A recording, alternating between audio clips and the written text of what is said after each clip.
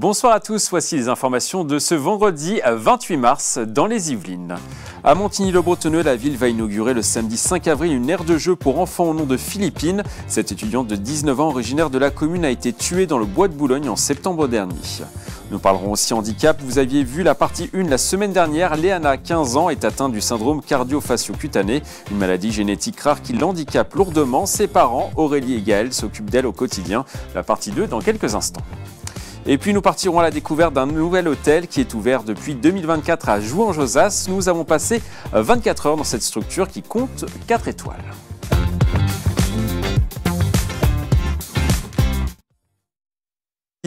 Dans les titres, à Montigny-le-Bretonneux, la ville va inaugurer le samedi 5 avril une aire de jeu pour enfants au nom de Philippine Lenoir de Carlan. Cette étudiante de 19 ans originaire de la commune a été tuée dans le bois de Boulogne en septembre dernier. La commune a indiqué que l'inauguration se fera sans les parents qui vivent toujours dans le quartier.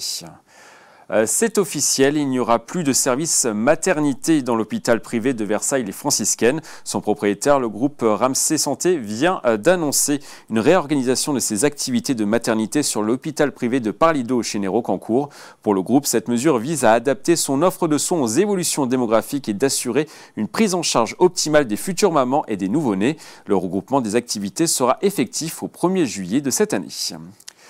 Nous allons maintenant parler handicap. Léana, 15 ans, est atteinte du syndrome cardio-facio-cutané, une maladie génétique rare qui l'handicape lourdement. Ses parents, Aurélie et Gaël, s'occupent d'elle au quotidien. Un quotidien des dents devenu difficile alors que Léana grandit. Depuis peu, elle est également atteinte d'épilepsie, un des symptômes de la pathologie. Une vie faite de résilience. Aujourd'hui, on vous propose la partie 2 de ce reportage signé Clara de Frutos. Un quotidien d'autant plus lourd pour Aurélie et Gaël, alors que Léana grandit à vue d'œil, surtout depuis l'apparition de l'épilepsie. C'est fatigant, c'est une réalité.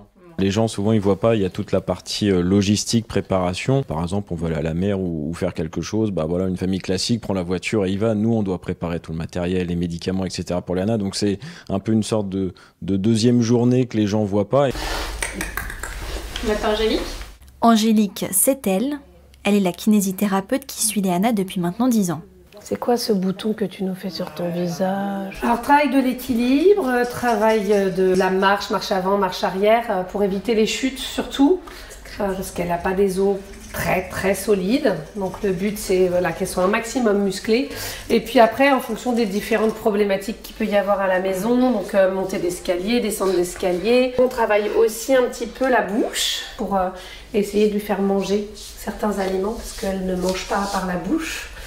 Donc pour lui donner du plaisir de la bouche. Quand j'ai connu Léana, elle ne tenait pas debout. Donc on a passé toutes ces étapes de accepter de se tenir debout, de se mettre debout, de tenir en équilibre, de passer le pas. Elle ne savait pas faire l'ébauche de pas. Et puis petit à petit, voilà, elle a appris à monter comme ça, debout. Ce qui soulage quand même pas mal la famille, parce que si on devait la porter à chaque fois, sachant qu'elle fait un peu sa coquine parfois, c'est bien plus lourd. La kiné, en fait, l'intérêt, c'est qu'elle vient à la maison. Elle peut travailler avec Léana dans l'environnement quotidien. Pour faire face au handicap de Léana, Aurélie et Gaël ont créé leur association Au fil de Léana en 2015. La gestion du handicap, ça conduit aussi à une forme d'isolement. Il y a une forme d'isolement social. Donc les aidants familiaux, souvent, sont un peu, par la force des choses, il y a un isolement parce qu'on a un quotidien qui est complètement atypique.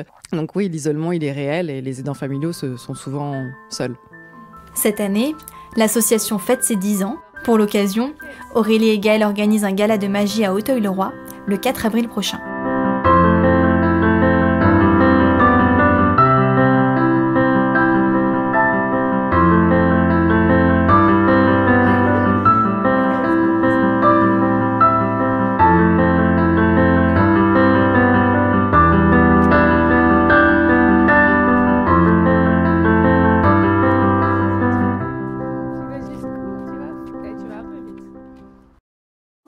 À Voisins-le-Bretonneux, la ville organise son tout premier forum de la santé ce samedi 29 mars de 10h à 16h au centre sportif Les Pyramides. Baptisé Voisins en bonne santé, ce rendez-vous regroupera des démonstrations, des ateliers et des conférences. Au total, une trentaine de partenaires sera présente. Nous partons maintenant à la découverte d'un nouvel hôtel qui est ouvert depuis 2024 à Jouan-Josas. Nous avons passé 24 heures dans cette structure qui compte 4 étoiles et plusieurs dizaines de salariés. Des images de Patrick Jacques de Dixmude, un montage de Marine de la Barbée. Nous sommes à Jouan-Josas pour découvrir l'hôtel Le Dolce, ouvert ici dans la commune depuis juin 2024.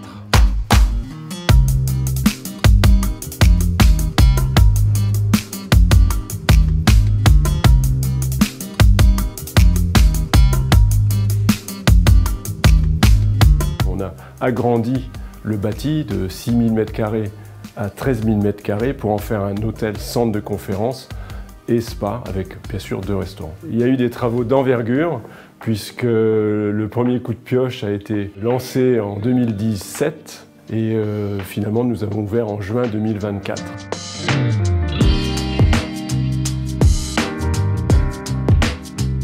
Je viens de récupérer la carte pour dormir ici dans cette chambre d'hôtel ici au Dolce. On va découvrir notre chambre. Allez, c'est parti. Je crois qu'on va bien dormir ici ce soir. Alors au total, il y a 178 chambres dans cet hôtel.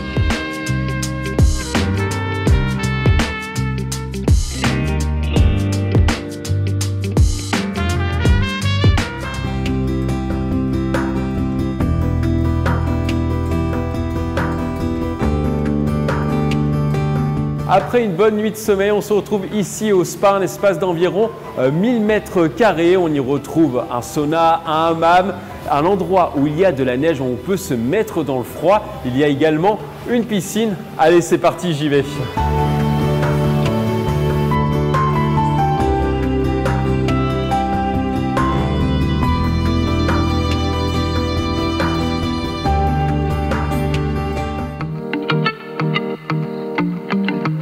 Après la découverte de ce spa, nous allons partir à la découverte de cette cuisine ouverte et du cuisinier, du chef cuisinier du Dolce, Benoît. Alors Benoît, qu'est-ce que vous allez nous préparer aujourd'hui? Donc ce midi là pour le service, nous avons un foie gras mi-cuit avec une gelée de passion et servi d'une marmelade d'agrumes avec une marmelade mélangée aussi de coin et servi avec des peps de mandarine.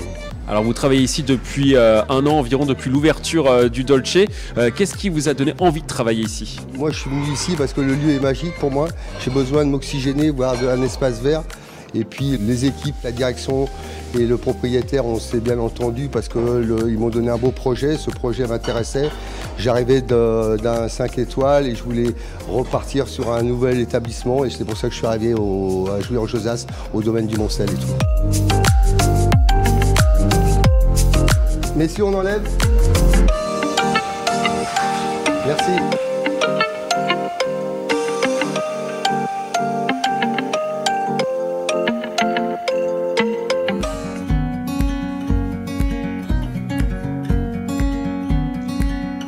L'hôtel est situé domaine du Moncel, un parc de 14 hectares. On retrouve notamment quelques œuvres d'art dans ce parc. Dans les années 90, la Fondation Cartier a voulu faire un projet d'implanter sa fondation, qui finalement est à Paris, ici à Jouan-Josas. Il y a 2 œuvres d'art monumentales indéboulonnables dans le domaine qui sont incontournables et très visibles. Le Long Term Car Park qui a été donc construit par Armand et puis l'hommage à Eiffel par César. Ça fait partie de l'histoire de la propriété.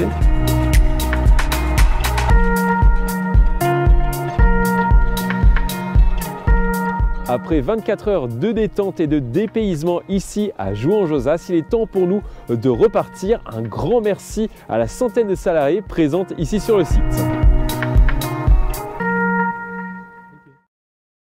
Et puis du cyclisme pour terminer, l'équipe locale et villennoise du VCE Sky Team Vousser organise ce dimanche 30 mars la 2e manche de la Coupe de France de paracyclisme dans la commune d'Adainville. Cette compétition qui se déroulera sur un circuit en boucle de 4,5 km est ouvert à 5 catégories. On retrouvera du handbike, du tricycle, des tandems, des sportifs sourds et des cyclistes en solo. C'est la fin de ce journal. Merci de l'avoir suivi. Très belle soirée sur TV78.